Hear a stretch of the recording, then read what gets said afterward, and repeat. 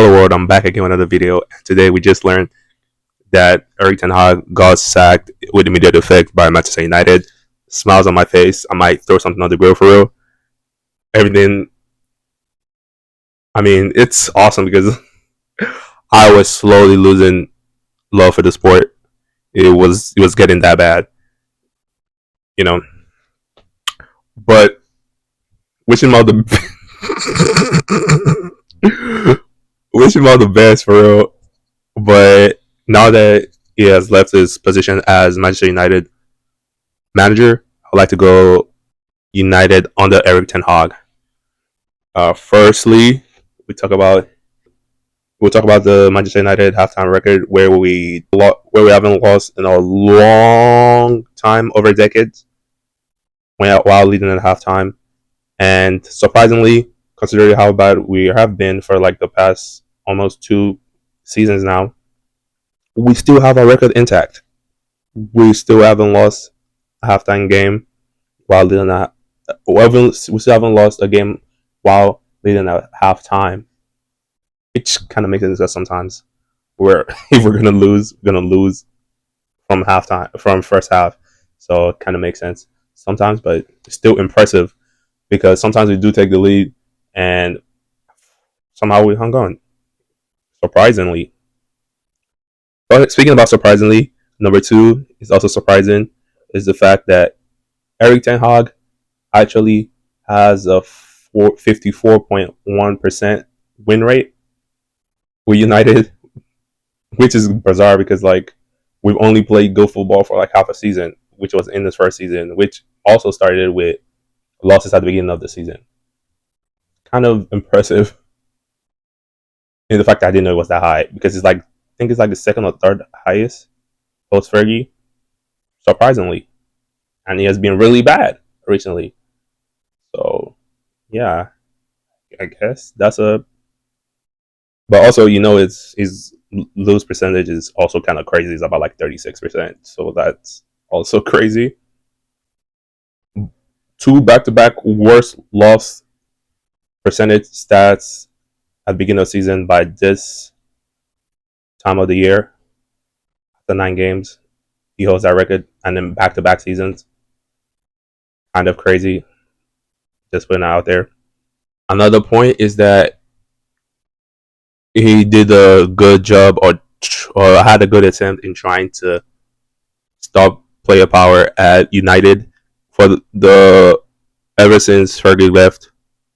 He ever since Fergie left, Manchester United had the problem of player power where the players feel like they're above manager or the team or the team or the club, and have been doing whatever they like, however they liked it, kind of dictating how managers get sacked. I mean, they did try the last game. I don't know what that was, but I don't think they were actually trying to get him sacked, to be honest. But I just feel like they were just not clinical. But he had the Ronaldo situation. He did with many situations quite well, not like the best, but like quite well compared to other managers would have. He did with Ronaldo, Sancho. De Gea was becoming a problem later half of his time at United. So he did attempt to do bench some players that think there were positions that are like guaranteed. But in that same breath, which leads me to my next point, he did have his favorites in his last days, which kind of cost him, I guess. And he has a big love for Garnacho. He's been playing them. I think Garnacho has made 100 appearances for United now, which is insane. Bruno has been run to the ground, even when he's been out of form recently. Also on the right wing, now playing Ahmad more where he should have, or at least given more opportunity to. Next point is that it leaves us with a better technical squad than we had when it came in, which I also don't know if that's down to him per se. Apart from his Ajax crew that he brought in his first season, the main point why I do agree with the sacking of him also is because of like I feel like we do have a squad that is capable enough to be doing way better than what they're doing now. Like obviously they're not in the first or second echelons right now in the Premier League, but like they should be doing way better than eighth and are now 12 or 14 that we are now. So yeah, we do have a better technical squad. And if we're gonna also ignore Anthony Mount, is a good technical player, but is injury prone, and we bought him for 65 million, which is insane. But technically, he is a better player than what we had at the option. We didn't. I don't think we even had an option for that Bruno spot, anyways. Then Martinez is a good player. He might be short. He's a good player. I feel like there is a place for him in the squad, even if he's not a guaranteed starter under the new manager. At least he'll play some matches. They'll find a use for him. If the new manager doesn't want him playing center back, I feel like we'll still have a good use for him. He's good technically on the ball. He's a good dribbler. He can play through the lines. Had a bad start this season, but he's getting better now. Speaking of form, point I'll say constant inconsistency cost him his job, and I feel like he became quite diluted towards the end of his tenure, or being not doing good and still in the squad. And in the same breath, he says some players are not in the squad because they're not doing good. I don't know what he's on about. He became quite diluted. Next one, I'll say, still ever since Fergie left, I'll say the Manchester United job is still too big for most. You remember the whole Mourinho saying finishing second, where United is one of the best achievement in football. It still stands that like the United job is one of the hardest jobs out there, because apart from being tactically sound, you also have to be you have to have a certain amount of mental toughness and not to deal with the media and stuff, because Manchester United is always in Manchester United is always in the public's eye, even when they're 14th in the table. They can't just stop talking about United. So, and the media is always stirring up stuff, making new stuff up, and you have to deal with that. And that's not even the football inside. That's just Manchester United being the global name that it is side. You have to be able to deal with that, and also deal with the playing side, and deal with the players. Still a very, very, very big job. Next would be a positive. He ended United 7 years good drought. Also got 2 trophies in 2 years. Even though the Carabao Cup is not one of the biggest trophies, we didn't have at least a Carabao Cup in 7 years, and he was able to do that. So I guess more power to him. I hope you do better wherever else you go. You know, but it is a positive, even though like it's been a laughing stock since he's always bringing it up when he's trying to avoid criticism when thrown at him.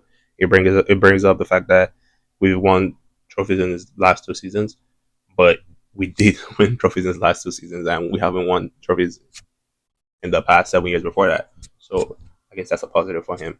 Which leads to my next point: is the diminished social status as a coach in the public's eye.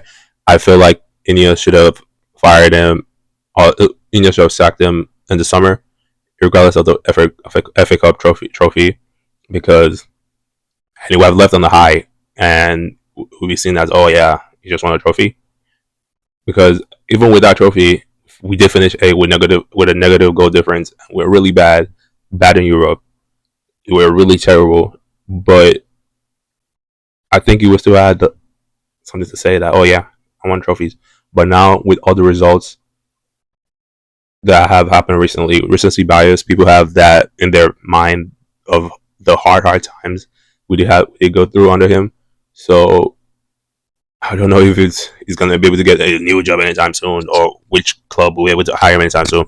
Not that like that's my what's it called, but like I'm just saying there's like a point I would just like to mention that I don't know where next for Ten Hag. Hopefully the best away from United. That's for sure. Next point and my final point, I'll say I have questions about the next manager, because I hope all this while INEOS was doing their research for the new manager.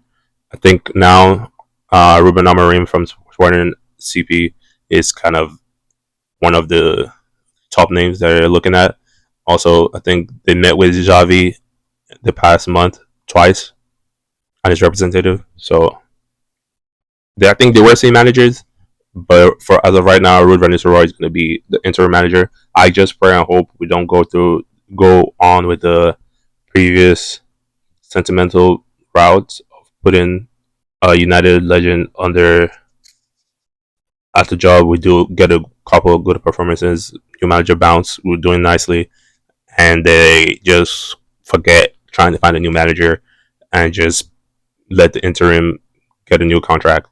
Because if as far as like it seems nice that oh yeah, Ruben Nistelrooy is going to be in charge is kind of nice, like someone that played for the club and did good for the club.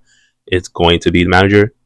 Ruben Nistelrooy was there this season, and when he was getting appointed, everybody was like, "Oh yeah, this is nice. He's a very good finisher. He's a technical, blah blah blah. He might be able to coach, be able to oversee the crop of players we have, finishing and finishing drills and all of that, make them better." And I feel like it probably even got worse. Like we can't score goals to save our lives. We're still on a negative goal difference right now, and it's just game week 9. So is he is complacent too. So I'm not forgiving him for it. What except he was trying to sabotage Ten Hag, which also like, but he is complacent too. So no, don't even think about the permanent role. Do get me a better manager, and I hope everything goes good. GGMU, we're back. So yeah, that was it for this video. I hope you liked the video, and I'll see you in the next one. Peace.